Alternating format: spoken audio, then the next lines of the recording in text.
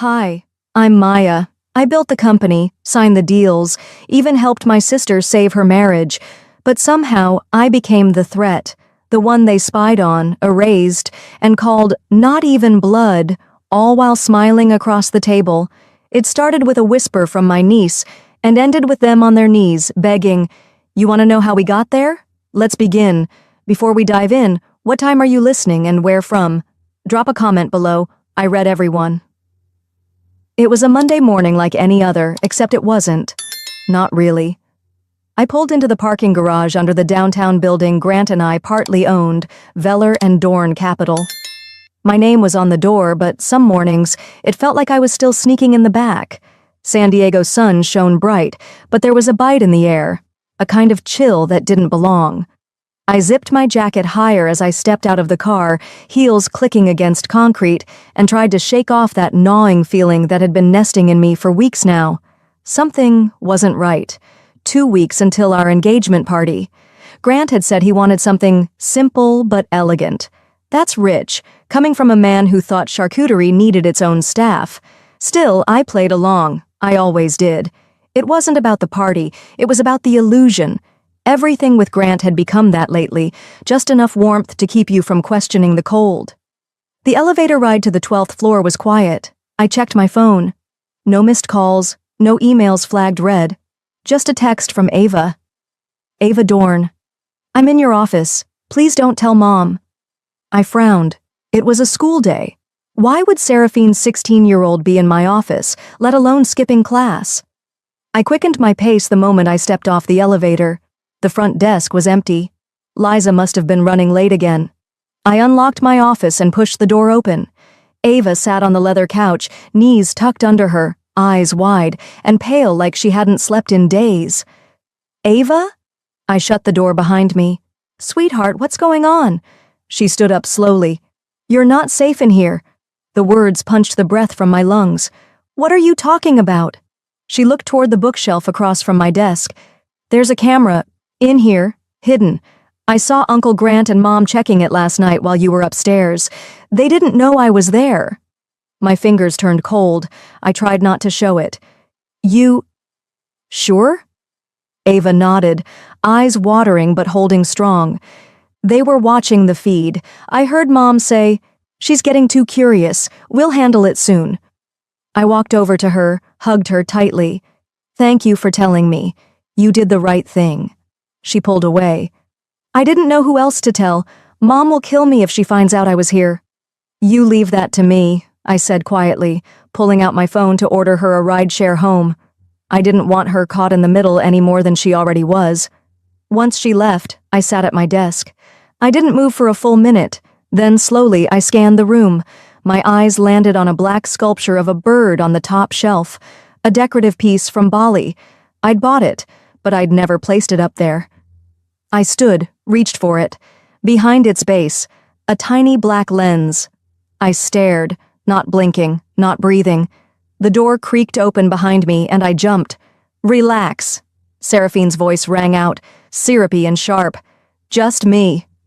She leaned against the frame, perfect in her tailored coat, holding a disposable coffee cup like it was a prop in some lifestyle blog shoot.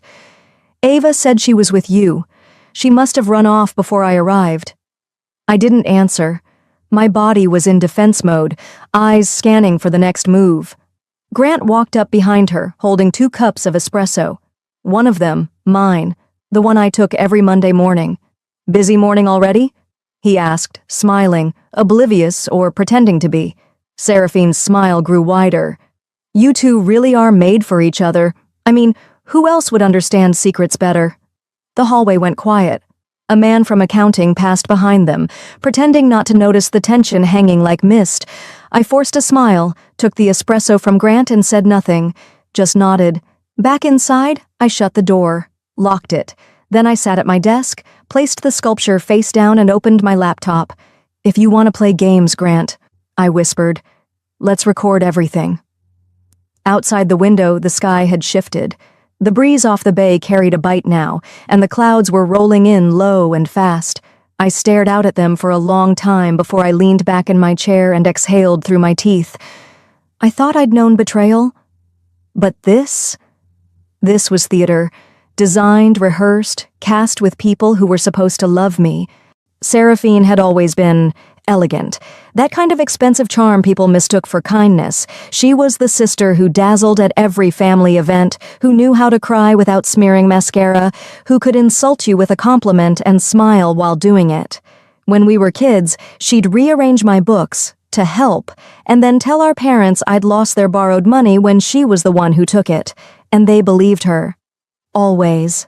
She told everyone I missed Dad's retirement dinner on purpose, knowing full well she'd sent the wrong date in the group chat. When I donated to Mom's breast cancer fund in college, it was Seraphine who told the family she'd made the anonymous gift. I remember smiling through the lie. I remember the burn of it, too. I opened my phone. Another message from Ava. Ava, I found this in Mom's drawer. It has your name on it. A photo of a USB drive. No label, but unmistakably the sleek black Kingston I used to carry back in 2018, one I'd lost years ago. Or thought I had. Me. Is it safe for you to bring it? Ava. I'll drop it in your lobby. I told the front desk I'm picking up a flyer. An hour later, I was back at my apartment, keys jangling in my hand as I climbed the narrow stairs to my second-floor walk-up. A flash drive was waiting for me at the front desk in a sealed envelope. No name, just my apartment number in Ava's rounded print. I tipped the building manager $20 and pretended it was a thank you for holding packages. Once inside, I locked the door, shut the blinds, and turned off every overhead light except the one above the kitchen island. My hands were steadier now. The fear hadn't vanished, just focused. I slid the flash drive into my personal laptop. Inside were 3 folders.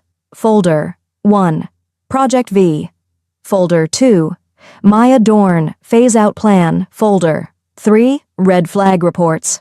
I opened the second folder first, dozens of PDFs, performance reviews I'd never seen, all unsigned but dated and formatted like internal evaluations, claims I missed meetings, that I had erratic behavior. Screenshots of email threads I'd supposedly sent, sloppily edited to include phrases I'd never use.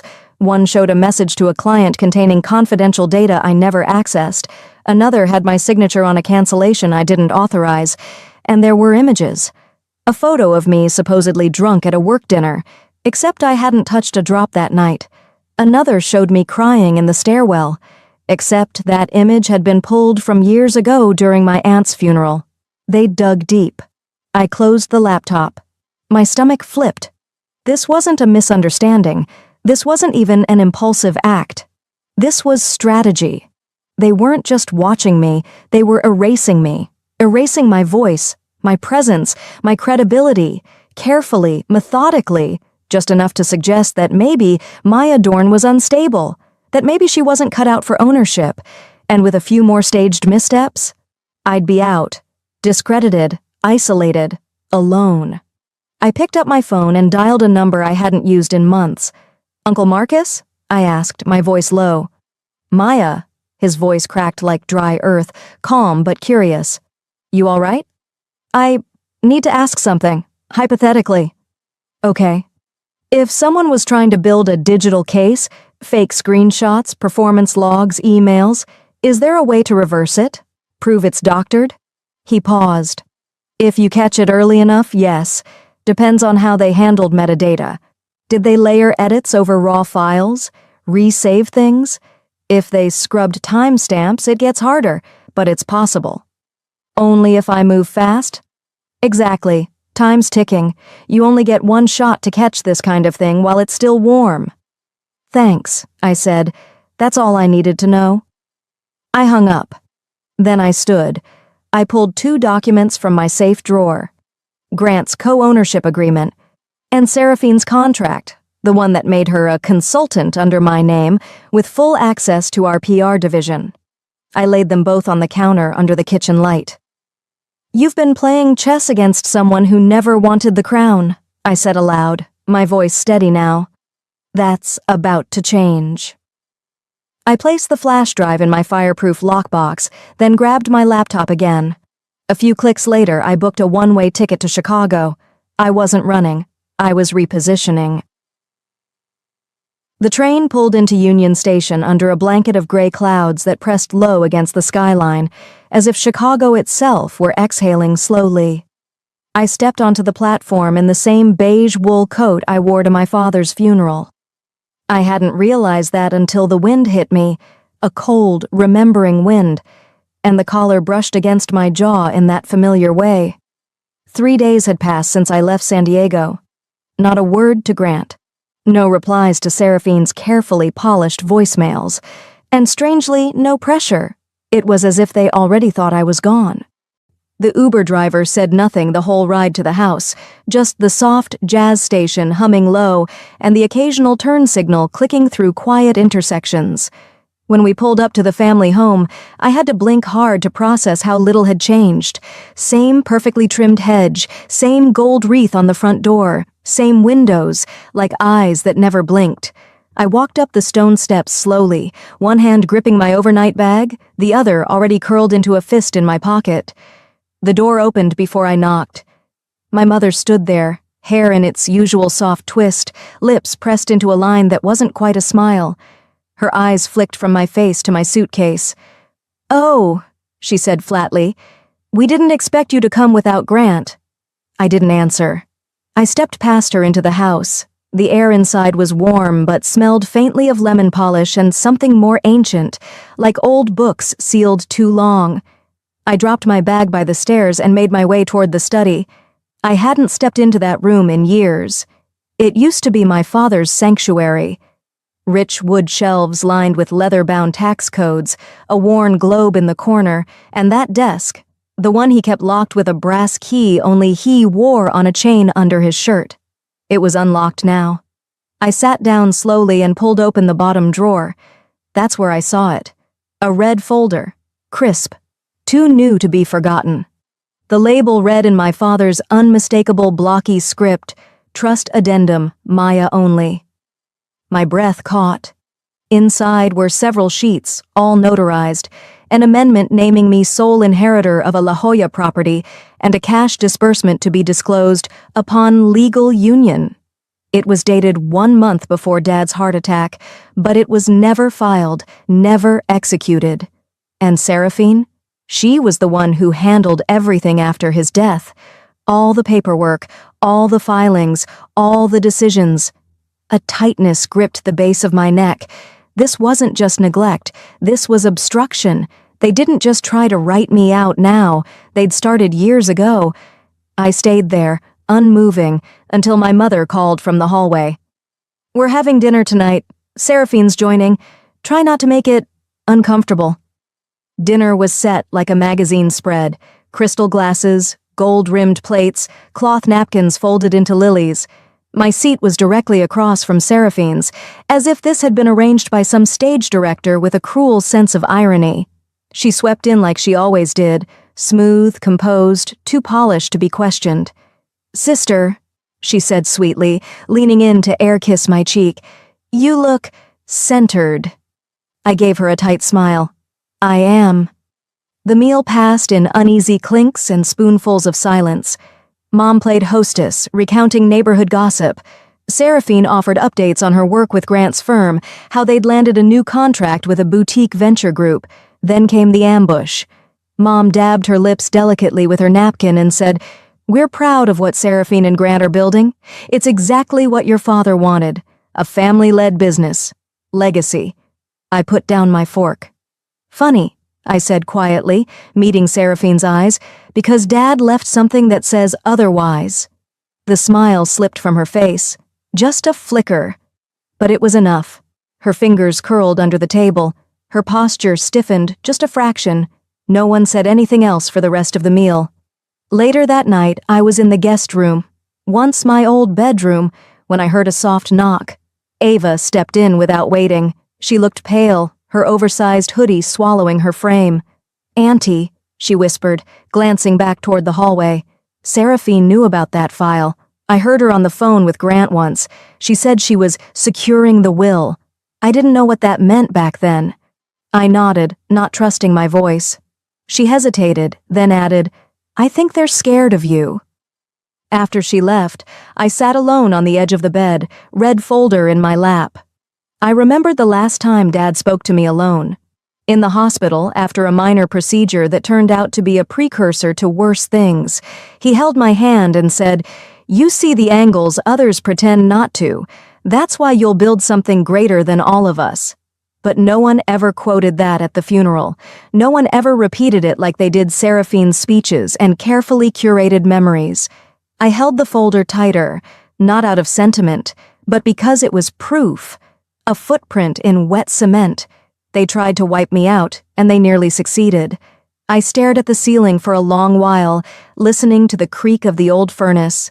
Then I reached for my phone and scrolled to a name I hadn't touched in years, the one person who hated Seraphine more than I ever admitted. I pressed call. "Hi," I said when they answered. "It's Maya. I think I'm ready to talk about your offer." 2 days after I made that call, I found myself standing in the glass lobby of Grant's office building in downtown Chicago. The polished floors gleamed like ice under my boots, and the light filtering through the tall windows was pale and gray, just enough to cast shadows but not warmth. I told the receptionist I was just dropping something off. She nodded, didn't ask for an appointment. No one questioned me. Funny how confidently people open doors when you look like you belong. I clutched the padded envelope in my left hand, but it wasn't what mattered. What mattered was the recorder in my right coat pocket. I wasn't here to confront. I was here to collect. While I waited near the elevator bay, a soft humming noise buzzed above, some kind of white noise generator, meant to ensure privacy, I assumed, but it didn't drown out everything. I stepped slightly toward the corridor just past the coffee alcove and stood near the frosted glass that lined the hallway. And then I heard them. Grant's voice, too relaxed, too smug. "She's not even blood. She was a financial convenience. Your dad's guilt project. I'm cleaning it up." My thumb tapped the side of my phone. The recording app began capturing every word. There was a pause, and then Seraphine answered, her voice low and calculated. "I told you. Once the audit clears, we'll redirect the account and move forward. She won't know until it's finalized." Redirect the account? I backed away slowly, heart pounding, not from fear, but from the realization of just how far they were willing to go. They weren't just trying to steal from me. They were rewriting my origin story, deleting me at the root. I left the building without saying a word. Just nodded politely to the same receptionist and stepped out into the sharp, late-morning air. The city smelled like damp pavement and roasted coffee, but I barely noticed. My legs moved on autopilot, carrying me toward the parking structure across the street. The car was cold when I slid into the seat. My breath fogged up the windshield in short, quick bursts. I sat there, hands on the wheel, but didn't start the engine. Instead, I thought about Ava. 3 nights ago, she'd curled up next to me on the guest bed and whispered, "Why do they say you're not really a Dorn? Isn't Grandpa your dad too?" At the time, I thought she'd misheard something. Now I wasn't so sure. A memory I hadn't touched in decades rose like smoke. I was maybe 10, standing in the hallway outside the kitchen. My parents thought I was asleep. My father's voice was raised, fierce, protective. "Don't ever call her just a tax decision again." Then the slam of a door. Silence. I had forgotten that, or maybe I forced myself to. The weight of it pressed on my chest like a slab of cold stone. I looked down and saw my reflection in the windshield, pale, hollow, but something deeper stared back. "They're not just cutting me out," I whispered. "They're erasing me." I reached into the glove compartment and pulled out the pen Dad gave me when I passed the bar exam. I'd almost forgotten I'd tucked it there, engraved with my full name in gold, Maya Dorn. My grip tightened around it. I could feel the metal's chill warming in my hand. That name meant something, not just sentiment. It was legal, it was legacy, and they were trying to burn it to the ground. I pulled out my phone and called Kennedy, an old law school friend who now handled estate disputes out of Boston. She picked up on the second ring. "Hey, stranger," she said, surprised. "I need a favor," I replied. "Fast one." "What kind?" If someone tried to quietly amend a trust, or challenge someone's legal identity based on bloodline, what are my rights? There was a pause. Then her tone shifted, sharper, professional. "Maya, Is there a camera in the office? My stomach turned. Why? Because if you're asking me that, you're either already inside the fire or about to set one. And if there's a camera, start treating every hallway like a deposition. Nothing's off record now. I said nothing. Just listened to the static hum between us. There is now, I finally replied. Kennedy's voice lowered. Then move fast, because people who play dirty don't wait for the law to catch up. After the call, I sat there for another 5 minutes, just breathing, letting it sink in. Then I reached over and opened the center console. I placed the pen inside, alongside the flash drive and a printed copy of the trust amendment I'd found in Dad's study. The pieces were coming together. But I was done playing quiet. I started the engine and pulled out of the lot, tires crunching slightly over the damp asphalt. In the rearview mirror, Grant's tower loomed, glass and steel and ego. I glanced back at it one more time. You wanted to erase me quietly, I murmured. Let's make it loud. By the time I got back to my apartment, the rain had started. Not a downpour, just that steady, insistent drizzle that finds its rhythm against windows and refuses to let go. The kind of weather that seeps into your bones and makes even silence sound heavy. I dropped my bag by the door and kicked off my shoes without looking. The apartment was dim, only the soft orange glow from the kitchen under-cabinet lights keeping the darkness from swallowing everything. I didn't turn on the lamps, didn't need them. The weight I carried lit enough. The couch creaked as I sat down, slowly, like my body had aged 10 years in one day. I opened the audio file again. Grant's voice played first. Calm, cruel. She's not even blood. She was a financial convenience, your dad's guilt project. I let it play again, and again, and again. Each time, something in me pulled tighter, like a wire winding around my ribs. The coffee I'd brewed earlier still sat on the side table, untouched, cold. I reached for it, took a sip, winced, then set it back down. My phone buzzed next to me. I grabbed it, already knowing who it was. Kennedy. I answered on speaker and laid the phone on my lap. They filed it, Maya. My throat closed. They've submitted a petition to amend the trust, she said. They're claiming you were adopted privately, no legal paperwork, listed as a non-lineal descendant. I didn't say anything. If that petition is accepted, Kennedy continued, you lose access to everything your father left. There it was. Not just betrayal, not just theft. Erasure. I let the silence hang between us, then finally whispered, How long do I have? They fast-tracked it. You've got a week, maybe less if they get aggressive. I ended the call without goodbye. For a while, I sat staring at the flickering streetlights reflecting off wet pavement through my living room window. I couldn't move, couldn't cry, couldn't feel anything except the familiar knot of something hollow just under my ribs, until a knock tapped at the door. I wiped my face with the sleeve of my sweater, not even realizing tears had fallen, and pulled it open. Ava stood there, holding a book against her chest. I forgot my charger in your room, she said softly. I nodded, stepped aside, let her walk past. She paused near the hallway.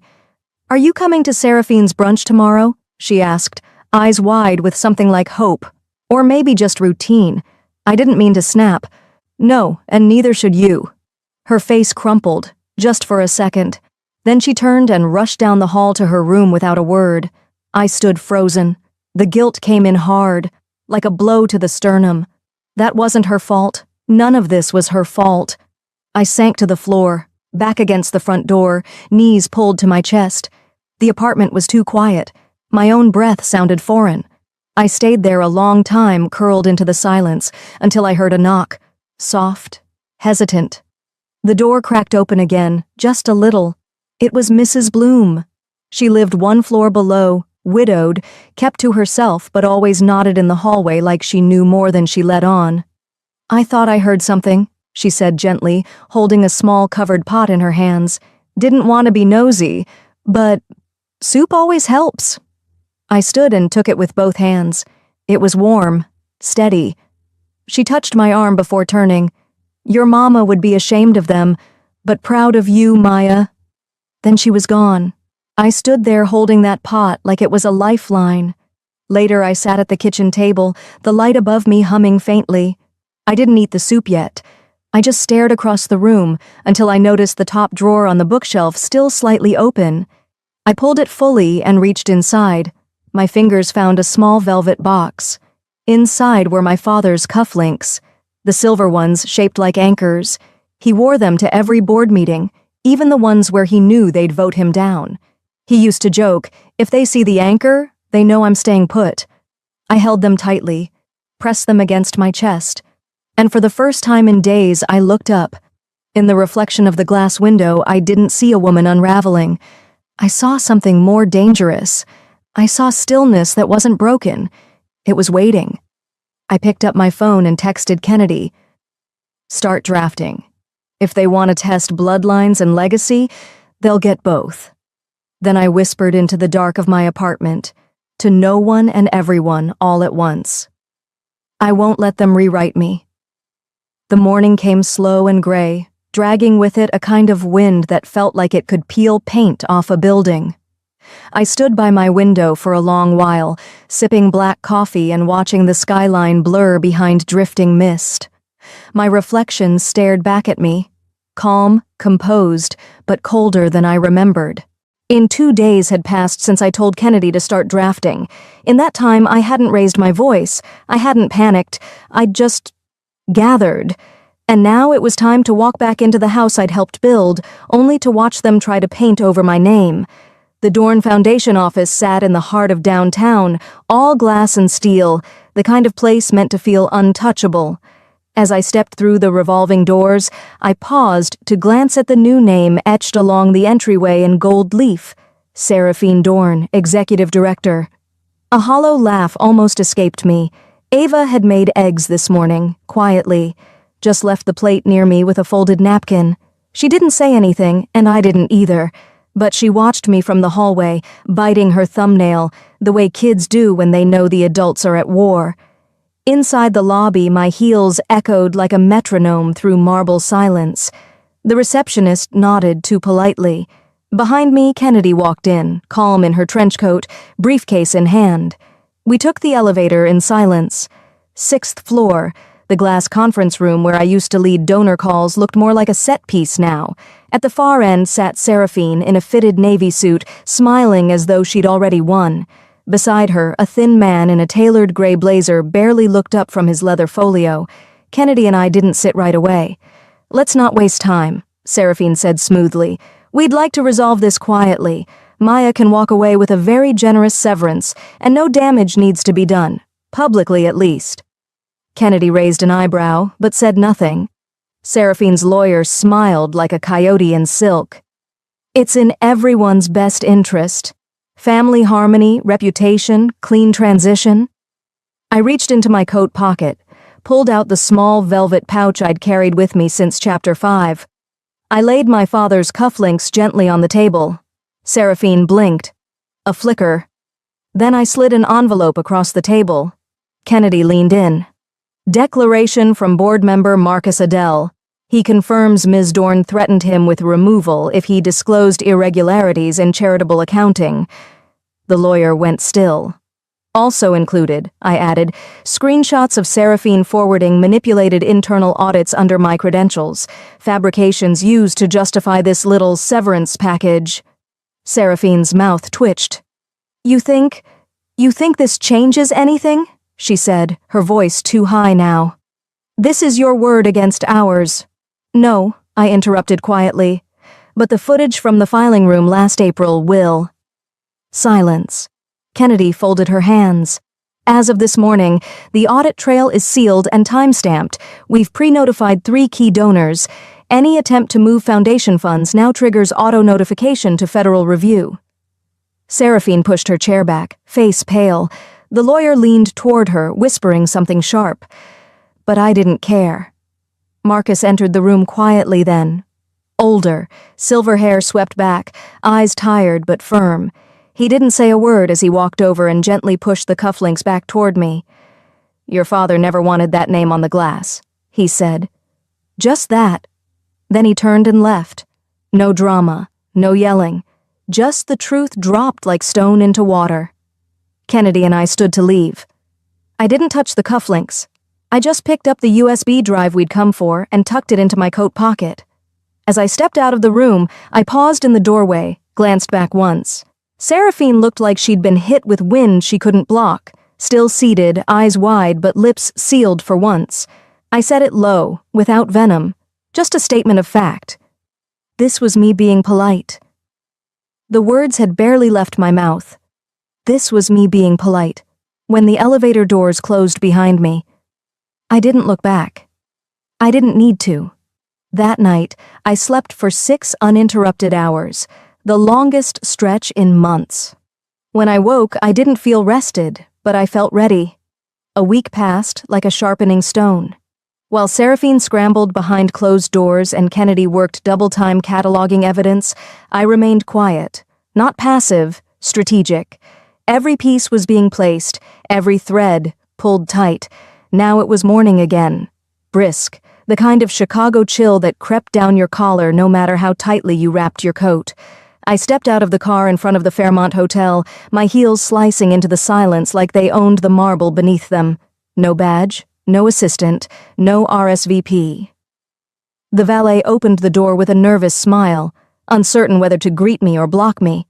He didn't dare choose wrong. I walked straight through the lobby, past the ornate floral displays and warm lighting meant to soothe egos, and into the glass ballroom packed with people in suits, people who once toasted to my ideas while privately signing their names to them. Carter stood at the podium, mid-sentence. His voice oozed the kind of faux humility you hear in polished pitch decks. And in partnership with the Dorn Foundation, we're unveiling our newest philanthropic initiative. Right on cue, Seraphine, seated front and center, crossed her legs with just enough flair to draw attention. She was wearing white. Of course she was. Queen of reinvention, every hair in place, every smile calculated. And beside her, a media team live-streamed the event, her version of truth broadcasted in high definition. I took my time approaching the stage. Carter paused, confused. The room noticed the shift. Even before I reached the stairs, murmurs had begun to stir. Seraphine leaned in toward a reporter's microphone, because of course she did, and with syrup in her voice, she said, "Some people crave relevance after it's passed them by. We hope they find peace." That was her move. Smile as she slaps you. I stepped onto the stage without breaking eye contact. Carter backed away slightly. The projector paused. The room adjusted, and then I placed a red leather folder on the podium. "I believe this proposal has my signature on it," I said, voice steady, "and so does the IRS." A gasp from the left, whispers multiplying like sparks catching dry grass. Logan, the tech COO, leaned forward awkwardly and opened the folder. His face paled with every page. Inside, certified financial records, stamped copyright registration for the initiative Carter just tried to claim, a printed complaint filed with the IRS, and the kicker, time-stamped footage showing Carter and Seraphine in the foundation office, copying my files and altering my signature on the proposal.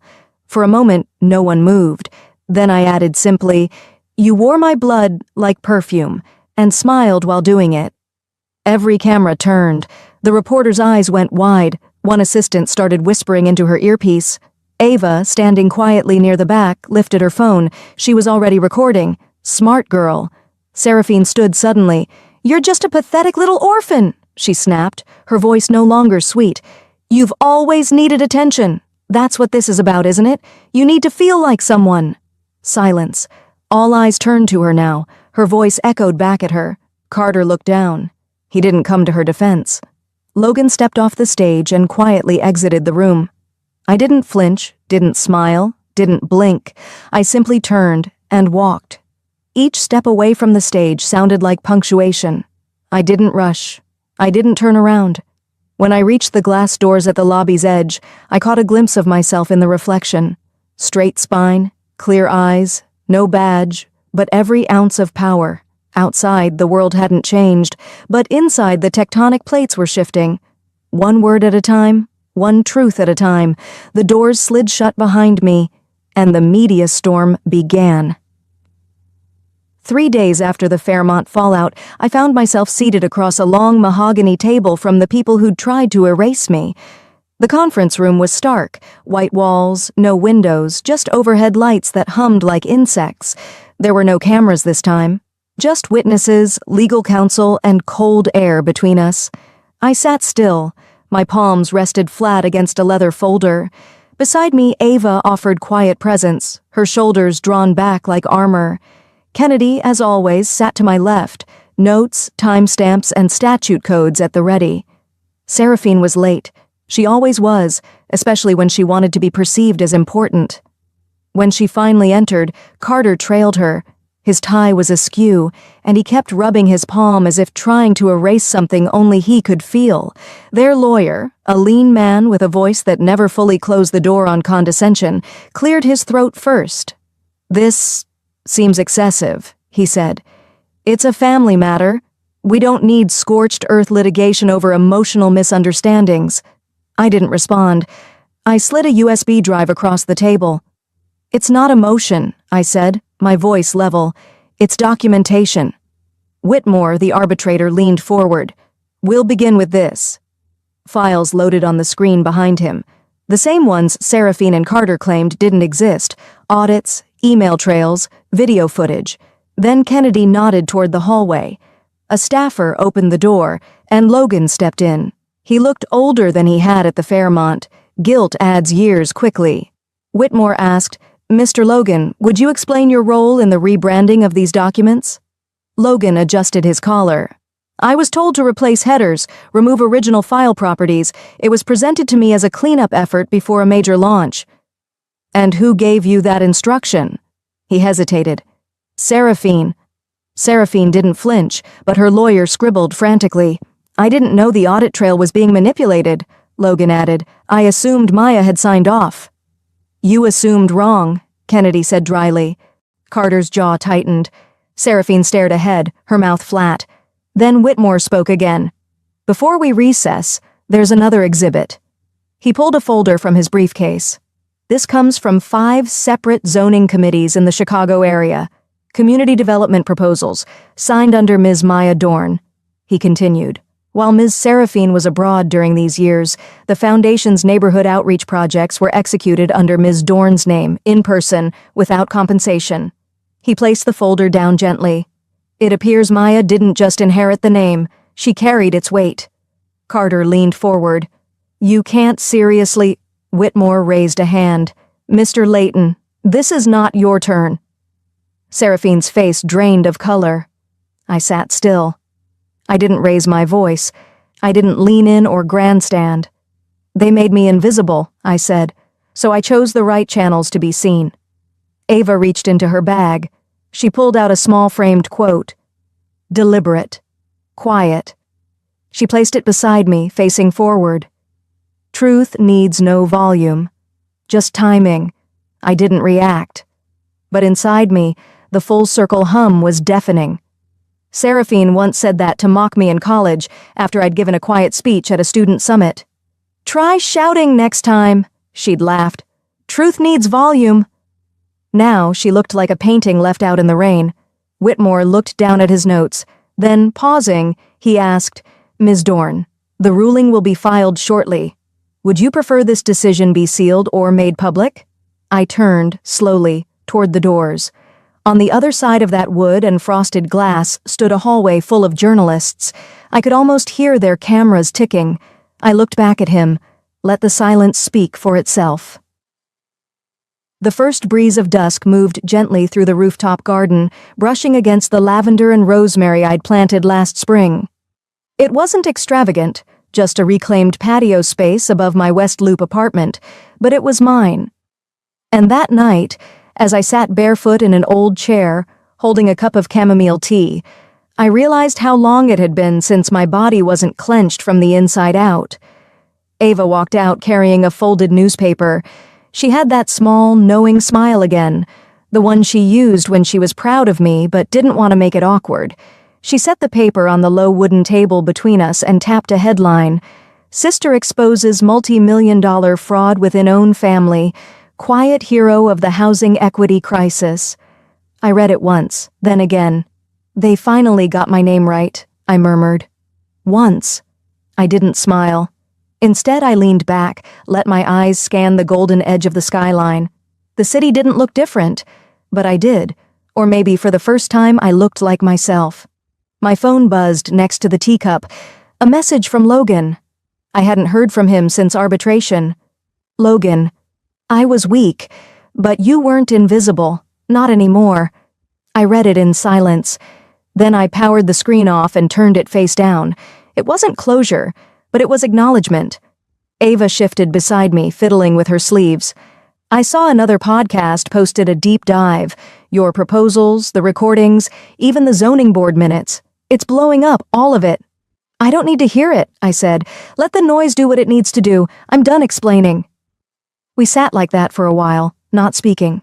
The light shifted from amber to soft gray.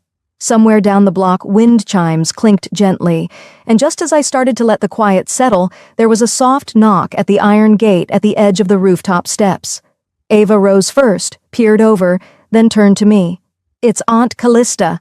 My stomach tightened. Just a little.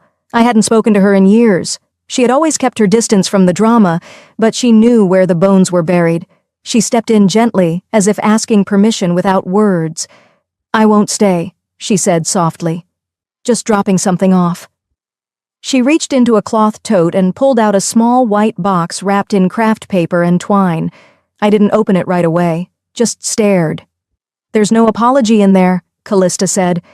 Just something that should have been yours a long time ago. Then she added, you were right to walk away. But if you ever need a porch light, I left one on. I watched her go. Her gait slower than I remembered, her shoulders heavier. When she was gone, I untied the twine and opened the lid. Inside was a pale blue ribbon, frayed at the ends. The same ribbon Seraphine had mocked when I was 19, calling it farm girl chic the day I wore it in my hair to a university award ceremony. I had hidden it in the back of a drawer after that. Eventually, I thought I'd thrown it away. Beneath the ribbon was a folded note. It wasn't long. You always carried more than they gave you credit for. You still do. See, I didn't cry. I didn't even blink long. And I just stood, walked inside, and placed the ribbon in a small cedar box in my bedroom, one labeled in Sharpie years ago. Things I carried but don't anymore. Back outside, the air had cooled. Ava sat cross-legged on the floor cushion. Do you feel better? She asked. I thought about it. No, I answered, but I feel finished. And sometimes that's the closest thing to peace.